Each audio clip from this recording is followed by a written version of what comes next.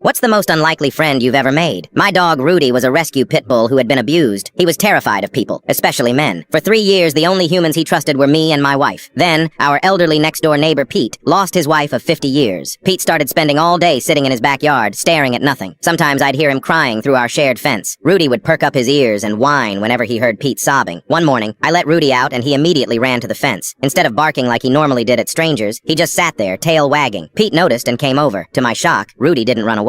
"Beautiful dog," Pete said, his voice rough from crying. "Mind if I say hello?" I was nervous, but agreed. I opened our gate connecting our yards, ready to grab Rudy if needed, but Rudy just trotted over and gently put his head in Pete's lap. Pete broke down sobbing, hugging Rudy while my normally fearful dog just stayed still, letting this stranger hold him. After that day, Pete would ask to borrow Rudy for a few hours. They developed this incredible routine. Every morning at 9 a.m., Rudy would scratch at our back door. I'd let him out and he'd run straight to Pete's yard where Pete would be waiting with treats. They'd spend hours together. Pete would garden while Rudy followed him around, carrying tools in his mouth. They'd nap together in Pete's hammock. Pete even started cooking again, but only so he could share his meals with Rudy. One day, Pete had a fall in his garden. Rudy ran to our house, barking and scratching frantically until we followed him. We found Pete unconscious and called an ambulance. The doctor said if we hadn't found him so quickly, he might not have made it. While Pete was in the hospital, Rudy refused to eat. He'd just lie by the fence, waiting. After 3 days, I couldn't stand seeing him so depressed. I snuck him into the hospital in a large duffel bag. When we got to Pete's room, Rudy jumped out and rushed to the bed, putting his head on Pete's lap just like that first day. The nurses saw, but instead of kicking us out, they were amazed. Rudy's presence seemed to speed up Pete's recovery. Pete started physical therapy, determined to get strong enough to go home to Rudy. The therapists said they'd never seen an 80-year-old man work so hard. Every time he wanted to quit, he'd look at the photo of Rudy we'd put by his bed. A month later, Pete came home. Rudy heard the car pull up and started howling with joy. As Pete walked unsteadily to his yard, Rudy gentle walked beside him, letting Pete lean on him for support. They fell back into their old routine, but now Pete would talk to Rudy about his late wife Sarah. He'd tell stories about their life together while Rudy listened intently. Sometimes Pete would cry, and Rudy would lick his tears away. One morning, Pete didn't come out at 9 a.m. Rudy got extremely agitated, so I called Pete's daughter. She had taken him to the emergency room in the night. His cancer had returned. This time, the doctor said there was nothing they could do. Pete asked to come home for his final days. His daughter hired nurses, but the only caregiver Pete really wanted was Rudy. Rudy refused to leave Pete's side. He'd alert the nurses when Pete needed pain medication before Pete even asked. He'd growl at anyone who tried to move him from his spot next to Pete's bed. The night Pete passed away, Rudy knew before anyone else. He started howling, a sound I'd never heard him make before. When the nurses came in, Pete was gone, with one hand resting on Rudy's head. We expected Rudy to be devastated, but something amazing happened. Pete's daughter was going through his things and found a letter addressed to me. Inside was legal paperwork Pete had prepared, asking us to let his daughter to take Rudy. She lived alone on a farm and had been struggling since losing her mom and now her dad. Pete wrote that he knew Rudy had a gift for healing broken hearts. It was hard, but we honored Pete's wish. Now Rudy spends his days helping Pete's daughter run her animal rescue. She says he has a special talent for calming the most traumatized dogs.